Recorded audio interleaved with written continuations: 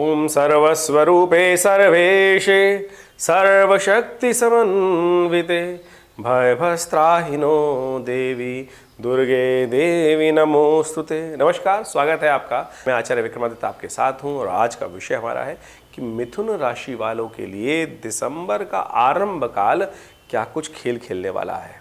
जी हाँ, ग्रहों का खेल ही है जो हमारे साथ खेला जाता है और हम उसमें फुटबॉल की तरह इधर उधर उछलते रहते हैं। लेकिन हमें समझने की आवश्यकता है कि क्या हम अपने आप को स्थिर भी कर सकते हैं? बिल्कुल कर सकते हैं। सब कुछ आपके हाथ में ही है। यहाँ आप यदि अपने अंदर शक्ति समझ लें, अपने कर्म को ठीक कर लें और सही रूप से समय को पहचानते हुए कार्य कर लें, तो आप जहाँ चाहें जिस प्रकार से इस खेल के ऊपर कंट्रोल का स्थिति अपने अंदर ला सकते हैं। और ग्रहों की स्थिति क्या है, सबसे पहले वो समझ लेनी चाहिए हमको। देखिए मिथुन राशि वालों, आपकी राशि के अनुसार से यदि हम बात करें तो इन दिनों आपकी राशि के प्रभाव में कई सारे ग्रहों का योगायोग इस प्रकार से चल रहा है कि सब कुछ कंट्रोल भाग्य में बैठे शनि महाराज के हाथ में है और शनि महाराज आपके भाग्य में बैठे हुए हैं। यानी भाग्य में शनि महाराज बैठे हुए हैं। घबराइए मत, शनि के भाग्य में बैठने से नुकसान नहीं है, क्योंकि शनि महाराज जहाँ बैठे हैं वो बहुत सुंदर तरीके से आपके लिए रास्ते बनाने के सुंदर खेल खेल रहे हैं। अब तो शनि मार्गी भी हो गए हैं, बहुत सुंदर स्थिति में है और शनि महाराज ने बाकी सारे ग्रहों पर दृष्टि डाल रखी है। ये बस दो बाकी ग्रहों का अकेला चना भाड़ नहीं भूजता, लेकिन शनि तो अकेले ही सब भाग्य को जगाने का प्रयास करते चले जा रहे हैं। और इस समय में कई ग्रहों का योग जो चल रहा है वो आपको अच्छे से समझ लेना चाहिए। शनि की दृष्टि बृहस्पति पर है, जो उनकी तृतीय दृष्टि पर यानी 11वें भाव में बैठे हुए हैं और वहाँ पर स्थिति चला रहे हैं। और साथ साथ शनि की दृष्टि इस वक्त मंगल पर भी है और मंगल आपके 6ठे भाव में बैठे हुए हैं और वो थोड़ा सा कष्ट देने के योग दे रहे हैं। सूर्य के साथ 6ठे भाव में मंगल का चलना, जो करीब करीब दिसंबर के मध्यकाल में सूर्य परिवर्तन की तरफ जाएंगे और उसके बाद मंगल परिवर्तन की तरफ जाएंगे 27 दिसंबर को। 15 नवंबर विशेष तौर पर दिसंबर के मध्यकाल में सूर्य के परिवर्तन के बाद मंगल भी परिवर्तन होने का योग बना रहे हैं। लेकिन तब तक ये शनि के प्रभाव में कहीं ना कहीं कुछ ना कुछ रूढ़े अटकाने के योग बना रहे हैं। तो ऐसे में आपको देशकाल परिस्थिति के अनुसार से इन सब चीज़ों को उपाय करने की ज़रूरत है, जिससे शनि सही रूप से आपको काम कर सके। आपको किसी और ग्रह की खास आवश्यकता नहीं है, केवल शनि को मनाएं, सदा सुख पाएं वाली स्थिति है। अभी 1.5 साल तक करीब करीब और शनि महाराज आपके लिए बहुत अनुकूल रहेंगे। बाकी सब ग्रहों को थोड़ा थोड़ा प्रभाव उनका उत्पन्न होता रहेगा। उन सबको समझकर आप उनको ठीक कर लेंगे तो बहुत बढ़िया तरीके से आपके लिए भाग्य से बहुत सारे रास्ते बनते दिखाई दे रहे हैं। तो मिथुन राशि वालों, समझ लो सिलसिलेवार तरीके से 1 दिसंबर से क्या कुल आपके साथ होने के योग हैं। तो 1 दिसंबर को विशेष तौर पर चतुर्थी तिथि है, मार्गशीर्ष मास के कृष्ण पक्ष की, और शुक्रवार का अवसर है। और उस दिन ग्रह योग खासतौर पर दिखा रहे हैं आपके लिए बड़ा अच्छा योग बनता दिखाई दे रहा है। आपके ग्रह जो हैं, चंद्रमा जो है आपके द्वितीय भाव में बहुत सुंदर तरीके से ट्रेडिंग का, लाभ का, धन लाभ के योग बनाते दिखाई दे रहे हैं। लेकिन साथ साथ खर्चे भी तैयार कर रहे हैं। बस खर्चों को कंट्रोल करने का आपको प्रयास करना है। यदि खर्चों को आपने कंट्रोल कर लिया, वही आपके लिए एक दिक्कत वाला काम है। आप जब धन आता है ना आदमी के पास, बहुत अच्छे से आता है, तो आदमी भूल जाता है कोई नहीं, खर्च कर दो, बस ये भाव मत लाइएगा। बस जो भी खर्चा हो रहा है ध्यान आने पे नहीं, जाने पे रोकने पे ध्यान लगाने का प्रयास कीजिए।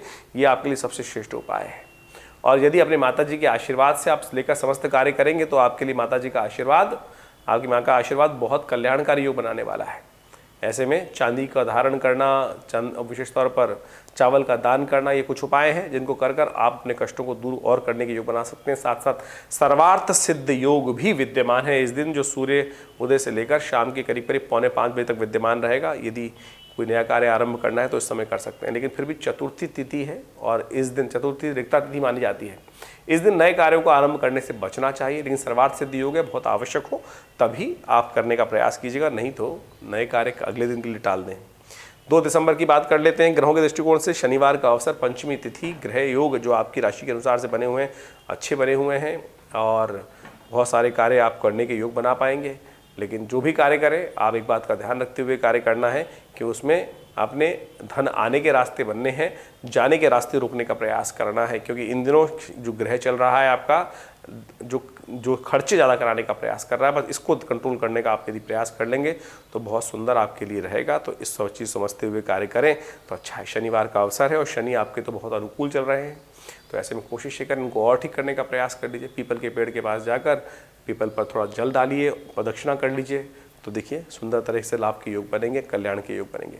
3 दिसंबर को ग्रह गणना विशेष तौर पर दिखा रही है, रविवार का अवसर, 6 षष्ठी तिथि विद्यमान है और षष्ठी तिथि के साथ साथ रवि योग भी विद्यमान है, जो सुबह सूर्योदय से लेकर करीब करीब दोपहर के मध्याह्न काल तक रहेगा। 1 बजे तक सूर्य का योग रहेगा। तो ऐसे में कोई नया कार्य आरंभ करने के लिए मुहूर्त शुभ रहेगा आपके लिए।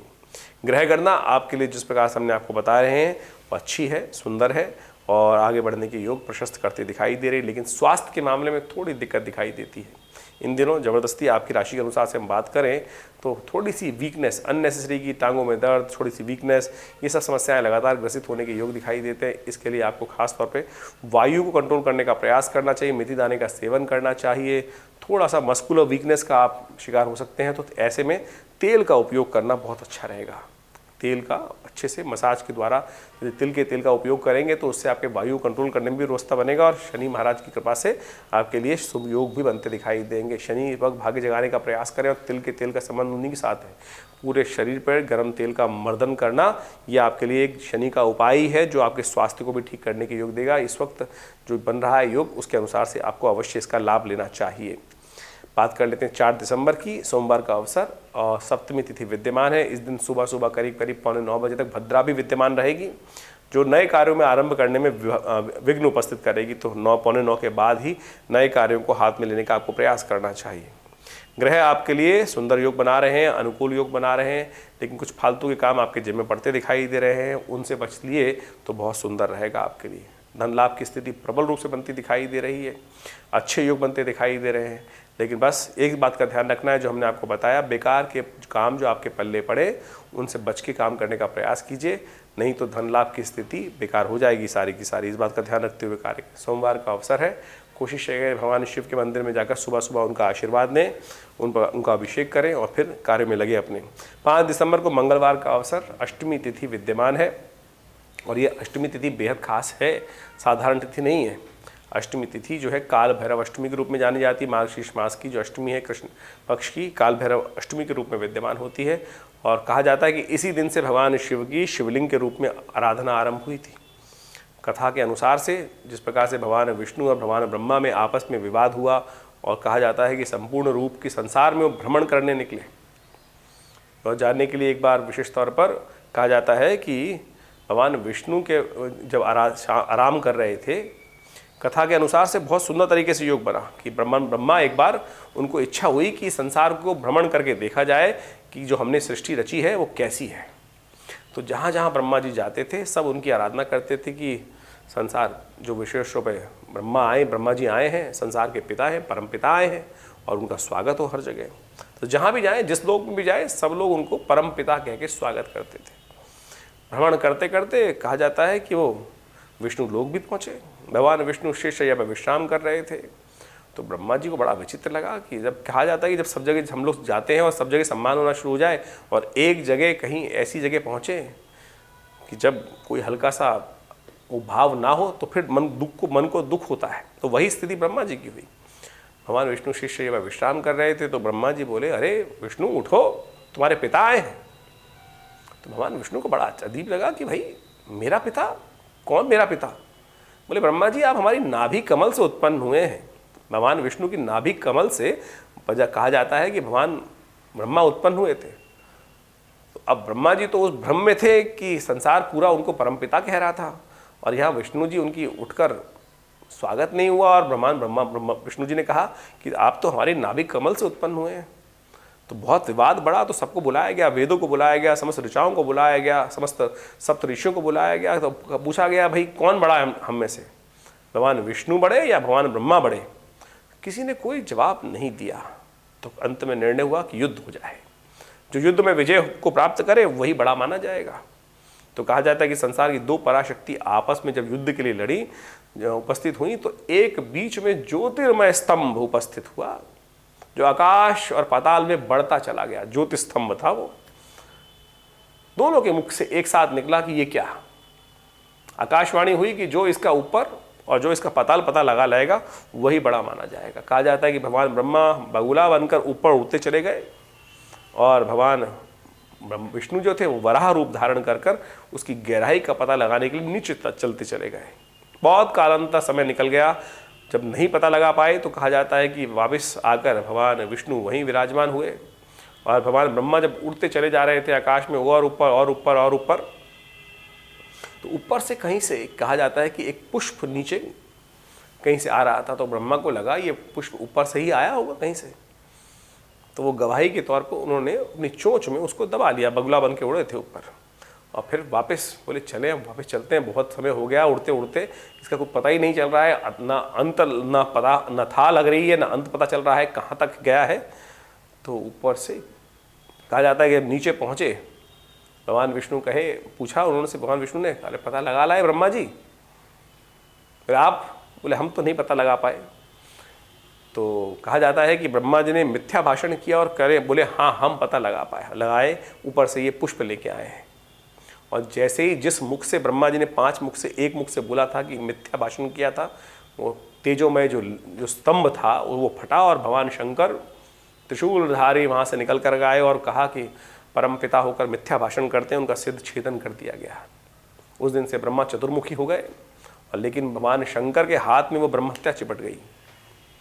और फिर भगवान शंकर ने पहले तो ये कहा कि भाई आज से विष्णु जी बड़े, और उस दिन से मिथ्या भाषण करने के अनुसार से ब्रह्मा जी को श्राप मिला कि उनका पूजन, प्रथम पूज्य जो ब्रह्मा जी थे उनको हटा दिया गया उस पद से। तो इस संसार के रचयिता ब्रह्मा तो हैं, लेकिन उनकी पूजा, इसीलिए उनके मंदिर हमारी संस्कृति में नहीं होते हैं। लेकिन उस दिन के बाद से उस ज्योतिर्लिंग स्वरूप में भगवान शंकर का पूजन, एकेश्वरवाद के प्रतीक के रूप में सुंदर तरीके से पूजन आरंभ हुआ, और तभी से ये काल भैरव विशेष तौर पर अष्टमी मानी जाती है। फिर कहा जाता है कि जो ब्रह्मा जी के, शंकर जी के हाथ में जो ब्रह्मा जी का सिर चिपट गया था, उसके लिए उनका जगह जगह उस ब्रह्म हत्या से बचने के लिए वो घूमते फिरे, लेकिन ब्रह्म हत्या हटी नहीं हाथ से। काशी में एक जगह मिलता है जिसको कपाल मोचन तीर्थ बोला जाता है।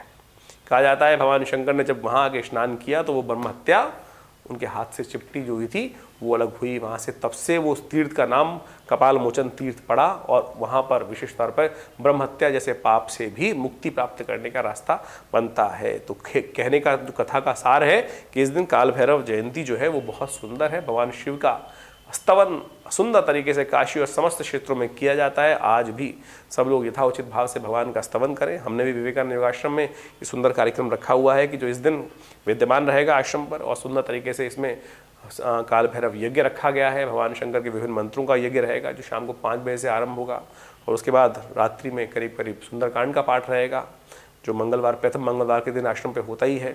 उसके साथ साथ भंडारा रहेगा। तो आप सब लोग भी इसमें सादर आमंत्रित हैं। तो इस दिन आपकी राशि के अनुसार से जो ग्रह योग चल रहे हैं मिथुन राशि वालों के लिए, तो वो सुंदर रहेगा। तो आप भगवान काल भैरव का विशेष पूजन करें, समस्त कष्टों को दूर करने का योग बनाएं, तो सुंदर योग बनेगा। जैसे ही आपकी राशि के अनुसार से ग्रह योग बहुत अच्छे चल रहे हैं, सुंदर धन लाभ के योग बन रहे हैं, भाग्य जागने के योग बन रहे हैं, तो उसमें ये काल भैरव की पूजा और ज़्यादा सुंदर योग बना सकती है। तो उसका लाभ आपको लेने का प्रयास करना चाहिए। 6 दिसंबर की दिन बात करें तो उस दिन ग्रह गणनाओं के अनुसार से सुंदर योग बन रहा है। 9वीं तिथि विद्यमान है और ग्रहों का योगायोग परिवर्तन की तरफ जा रहा है। बस स्वास्थ्य का थोड़ा ध्यान रखते हुए कार्य करना आपके लिए बहुत ज़रूरी है। ऐसे में महामृत्युंजय मंत्र का जप करें और थोड़ा सा चावल दान करना आपके लिए अच्छा रहेगा। ग्रह आपके अनुकूल रहेंगे, आपके कामों की कद्र होने के योग बनते दिखाई दे रहे हैं। 7 दिसंबर की बात करें तो बृहस्पतिवार का अवसर, 10वीं तिथि, उस दिन भी ग्रहों की गणना आपके लिए विशेष तौर पर अच्छी दिखाई देती है। बस केवल आपको आपकी राशि के अनुसार से एक बात का ध्यान रखते हुए कार्य करना है। आपको किसी भी चीज़ में क्लैश में ना फंसें, स्वास्थ्य का थोड़ा ध्यान रखते हुए कार्य करें। थोड़े शरीर में कमज़ोरी की शिकायत हो सकती है, उसके लिए अपने शरीर में अच्छा जो मल्टीविटामिन है उनको अच्छे से लेने का प्रयास करेंगे तो बहुत अच्छे से स्थितियाँ ठीक हो सकती हैं। परिवर्तन के योग आपके लिए बन सकते हैं। 8 दिसंबर को ग्रह गणना विशेष तौर पे उत्पन्ना एकादशी का योग बना रही है पंचांग के दृष्टिकोण से, और ये आपके लिए बहुत सुंदर है। शुक्रवार और उत्पन्ना एकादशी का योग जो बन रहा है ये आपकी राशि के अनुसार से आपको आगे बढ़ने का मार्ग प्रशस्त करता दिखाई देगा, कल्याण का योग बनता दिखाई देगा। ऐसे में आपके कई विचारों से लाभ के योग बनते दिखाई दे रहे हैं, उनका आपको लाभ पूर्ण लेने का प्रयास करें। जमीन जायदाद के लिए कुछ नए विचार उत्पन्न होने के योग बनते दिखाई देंगे, आपके लिए वो अच्छे रहेंगे। मैनेजिंग कैपेसिटी आपकी अच्छी रहेगी। बुध इत्यादि जो ग्रह है वो आपकी चीज़ों को ऑर्गेनाइज करने के अच्छे योग बनाते दिखाई दे रहे हैं। भगवान विष्णु का पूजन करें, भगवान विष्णु के लिए निमित्त व्रत रखें, वो सब अच्छे योग बनाएंगे। सर्वार्थ सिद्धि योग साथ साथ विद्यमान है जो सुबह 10:42 से आरंभ होगा और शाम तक विद्यमान रहेगा। 9 दिसंबर को शनिवार का अवसर और द्वादशी तिथि विद्यमान है। शनि आपके लिए आने वाले 1.5 साल के लिए बहुत सुंदर स्थिति में चल ही रहे हैं। तो कोशिश करें हर शनिवार के शनिवार हनुमान जी के मंदिर में जाकर थोड़ा चोला हनुमान जी को चढ़ा दिया कीजिए, और शनि भाग्य उदय होने के अच्छे योग बनाएंगे। शनि जो भी कार्य करते हैं पर थोड़ा धीरे धीरे करते हैं, और ऐसे में यदि हर शनिवार के दिन ये उपाय आप कर लिया करें, हनुमान जी के मंदिर में जाकर हनुमान चालीसा का पाठ, हनुमान जी को चोला चढ़ाना, तो आपके लिए मिथुन राशि वालों ये समय आने वाला 1.5 साल और भाग्योदय कारक बन जाएगा। और समस्त कृपा से, देवताओं की कृपा से, हनुमान जी की कृपा से शनि और बढ़िया तरीके से आपके लिए कार्य करेंगे। 10 दिसंबर की यदि हम बात करें तो उस दिन रविवार का अवसर है। द्वितीया, द्वादशी और त्रयोदशी का सुंदर योग बन रहा है, प्रदोष योग बन रहा है। जैसा हमने आपको कहा कि आपकी राशि के अनुसार से ग्रह बिल्कुल अनुकूल बने हुए हैं, लेकिन एक बात का ध्यान रखिएगा, इन दिनों शनि महाराज आपके भाग्य में चल रहे हैं। शनि के पास रविवार को नहीं जाया जाता, इस बात का ध्यान रखते हुए आपको कार्य करना है। रविवार के दिन शनि के पेड़, जो विशेषकर पीपल के पेड़ के पास नहीं जाया जाता है। यदि गलती से भी कहा जाता है कि पीपल के पेड़ के को हाथ लगा लिया जाए तो दरिद्रता पीछे लग जाती है, और ऐसे में शनि महाराज की विशेष तौर पर ध्यान रखते हुए कार्य करने का प्रयास आपको करना चाहिए। जो रविवार के दिन किसी भी प्रकार से पीपल के पेड़ के पास पीपल को छूना आपकी राशि के अनुसार से इस वक्त बहुत घातक हो सकता है, तो उनसे दूरी बना के रखना आपको बहुत ज़रूरी रहेगा। शाम को प्रदोष का योग बन रहा है, कोशिश करें भगवान शिव और पार्वती दोनों का अभिषेक करें, पूजन करें और कल्याण के योग बनाएं, तो ग्रह आपके अनुकूल हैं। तो इस प्रकार से ग्रहों का योग आपके लिए है। आपकी राशि के अनुसार से हमने बताया, लेकिन जन्मपत्री में कौन से ग्रह योग आपके लिए कैसे चल रहे हैं, उन सब के लिए आप विचार विमर्श कर सकते हैं। आश्रम में अपॉइंटमेंट लेके मिल सकते हैं। धन्यवाद, नमस्कार।